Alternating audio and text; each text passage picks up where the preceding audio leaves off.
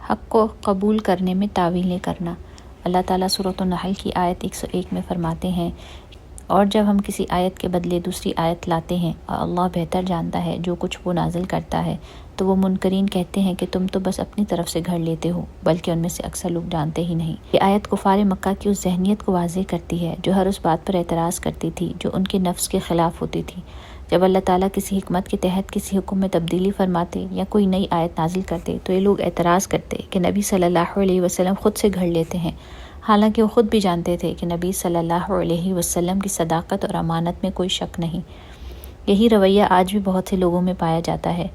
وہ حق کو قبول کرنے کے بجائے اس پہ اعتراض کرنے، اس میں عیب نکالنے اور اپنی کوتاہیوں کو دوسروں کے کردار کی کمزوریوں سے جواز دینے کی کوشش کرتے ہیں۔ حق کو نہ قبول کرنے کے لیے جملوں کی مثالیں۔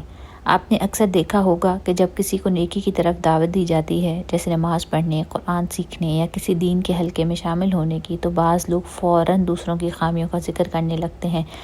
وہ کہتے ہیں ہم نے نمازیوں کو دیکھا ہے، وہ بھی جھوٹ بولتے ہیں۔ جو لوگ دین کی باتیں کرتے ہیں خود ان کے اندر کتنی خرابیاں ہوتی ہیں۔ میں نے تو کئی حاجیوں کو غلط کام کرتے دیکھا ہے، اس لیے حج کا کوئی فائدہ نہیں۔ یہ دراصل شیطان کے وسوسے ہیں جو انسان کو اس کے ضمیر کے سامنے شرمندہ ہونے سے بچانے کے لیے بہانے سجھاتا ہے۔ حقیقت یہ ہے کہ دنیا میں کوئی بھی انسان کامل نہیں ہے، ہر شخص میں کمزوریاں اور خامیاں ہوتی ہیں۔ اگر ہم دوسروں کی خامیوں کو اپنے عمل نہ کرنے کا بہانہ بنا لیں تو اس کا مطلب یہ ہوگا کہ ہم نے اپنے عمل کا معیار اللہ کی رضا کے بجائے لوگوں کی ذات کو بنا لیا ہے۔ حق کو قبول کرنے کا صحیح طریقہ۔ حقیقت یہ ہے کہ نیکی کو دوسروں کی ذات کے بجائے اس کی اصل حقیقت اور اہمیت کے مطابق اپنانا چاہیے۔ اگر کوئی شخص بیمار ہو اور ڈاکٹر کے پاس جائے تو کیا وہ ڈاکٹر کے ذاتی کردار کو دیکھ کر علاج قبول کرے گا یا اس کی طبی مہارت کو؟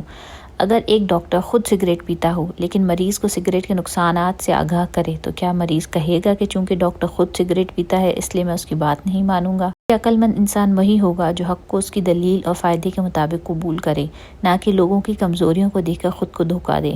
سورۃ النحل کی اس آیت میں اللہ تعالیٰ ہمیں سکھاتے ہیں کہ حق پر اعتراض کرنے والے در حقیقت لا علمی اور نفس کی پیروی کی وجہ سے ایسا کرتے ہیں۔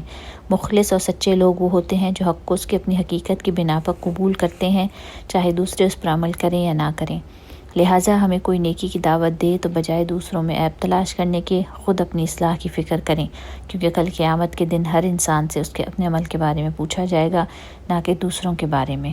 یہ سبق معانی القرآن سے ماخوذ ہے۔